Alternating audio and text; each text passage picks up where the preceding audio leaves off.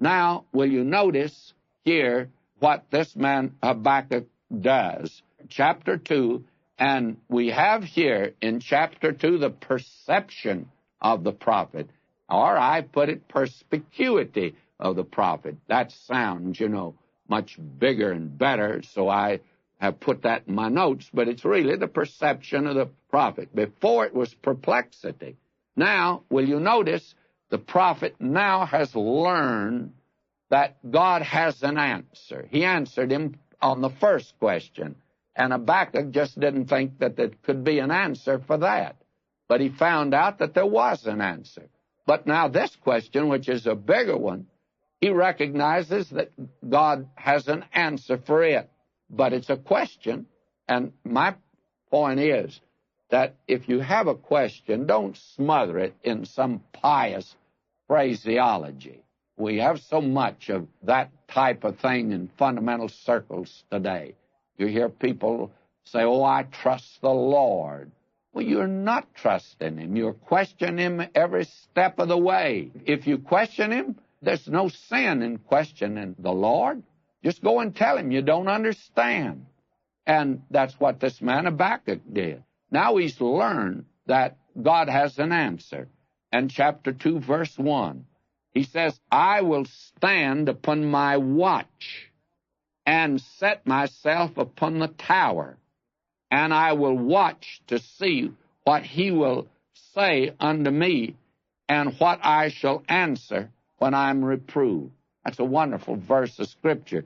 He says, I'm going to the watchtower and wait. And when he said, I'm going to watchtower, he didn't mean he was going to read a magazine.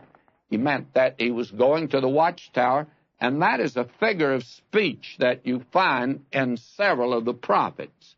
You find it, for instance, in Ezekiel. You remember, it was watchman, what of the night? And the prophet was the watchman that was to prophesy to the nation. And God says, I'll hold him responsible. The watchman is the one that watches during the night. And if he is a faithful watchman, the city is safe. But if he should betray the city, or he not sound the alarm when the enemy came, then, may I say, the city is in deep trouble. And so this man now says, he's God's prophet, I'm going to the watchtower. And that's the place where you watch. That's the place where you're on the lookout for a message. Now he says here, I will watch to see what he'll say unto me, and what I shall answer when I'm reproved. Now, he says this, I'm going to the watchtower, and I'm going to wait. I'm going to be very patient. I'm going to wait, because I know that he has an answer. I don't know what the answer is right now, but he has an answer, and he'll give me that answer in time. And so I will go and patiently wait upon him. And therefore, we have here this very marvelous verse, and I want to change something a little. He says, and what I shall answer when I'm reproved. Now, very candidly, reprove is not just quite the word for it, because he didn't expect God to reprove him at all. He felt that God would give him the right answer, and then he would understand and not have a question. That is the thought here. It's not that God's going to rebuke him and, shall I use the common colloquialism, bawl him out because he didn't trust God. No, he won't do that. God will give him the answer, and that will be forthcoming, and he will wait and delay, actually. And the reason God doesn't move immediately to tell him is because God moves slowly in all that he does and all that he undertakes. And he intends to give an answer, but it's going to come in God's own time. You know, we're the ones in a hurry, and there are several expressions that we use today that actually, that's not scriptural at all.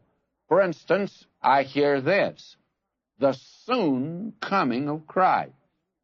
Now, you show me in the Bible where that is. I haven't found it. I don't find that. Now, somebody's going to send in, behold, I come quickly. Now, that's in the first part of Revelation. Now, he didn't say I'm coming soon, because if he meant that, then soon has been 1,900 years. He didn't mean that.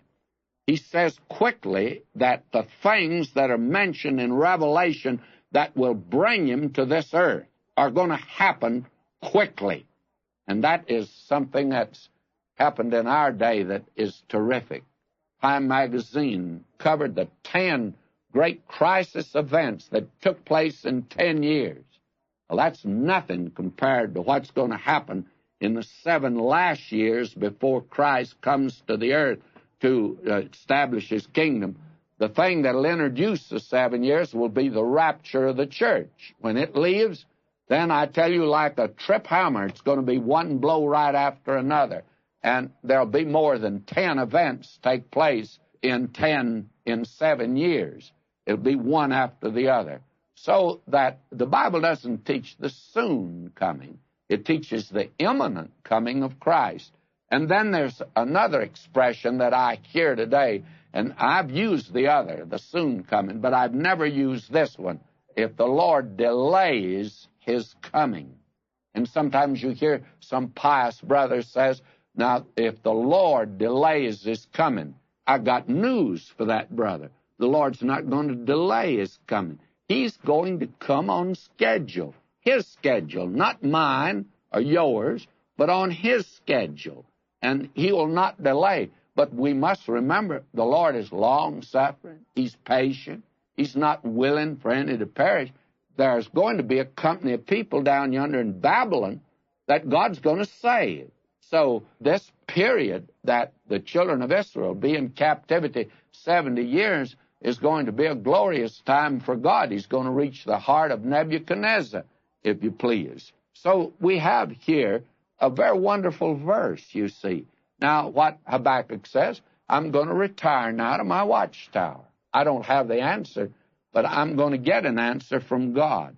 And may I say to you, you remember that Paul said, speaking of death, that is, of these bodies of ours that are going to be put in the grave. And then the day will come when he'll come and raise up the bodies. But in the meantime, it's absent from the body, present with the Lord. And when we leave these bodies, we're going to be at home with the Lord. But the Lord's moving rather slowly, so Paul says there in 2 Corinthians, the 5th chapter, he says, we walk by faith and not by sight. And so today we walk by faith. Do you have any questions that have not been answered? If you don't, I do. I have several questions that I do not have the answer for, but I have learned like I did as a little boy, and my dad picked me up and took me to the cellar, and the Lord today moves me, and things happen to me, and I wonder why in the world. But I've learned this. He's got the answer, and someday he'll give it to me.